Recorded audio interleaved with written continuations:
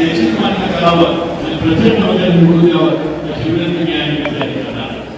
म्हणून आम्ही त्याचा मोठ काढला की राज्याच्या आणि देशाच्या विकासासाठी आम्हाला हा निर्णय घेणं भाग आहे. आणि गेल्या 10 वर्षात नरेंद्र मोदी साहेबांना आपण पंतप्रधान केल्यापासून आपण बघितलं असतं त्याचा उल्लेख अनेक प्रत्येक भाषणामध्ये केला.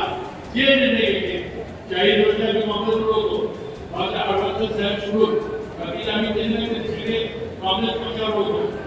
जे काँग्रेस पक्षावर ठरलं नाही त्यापेक्षा चांगले निर्णय मोदी साहेबांनी घेतले. त्याचा उल्लेख मला आठवड्यात साहेबांनी केला.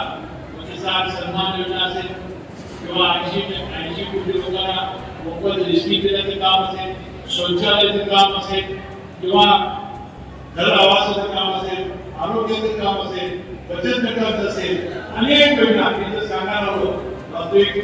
मी देशपांना विनंती करेन की एक चांगली पुस्तिका करून आपण त्या सगळ्या कार्यक्रम करत आहे.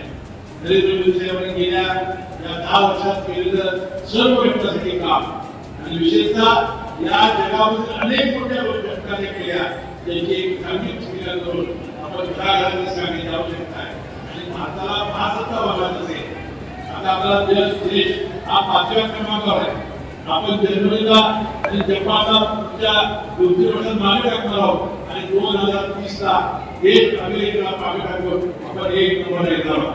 यासाठी महासत्ता पुन्हा एकदा हा देश जगामध्ये 1 नंबर येण्यासाठी नरेंद्र मोदी विनंती करतो आणि त्यासाठी त्या 400 पार या कार्यक्रमामध्ये सामील करण्याची संधी आपण सर्वांनी द्यावी एवढी विनंती मी या निमित्ताने करतो.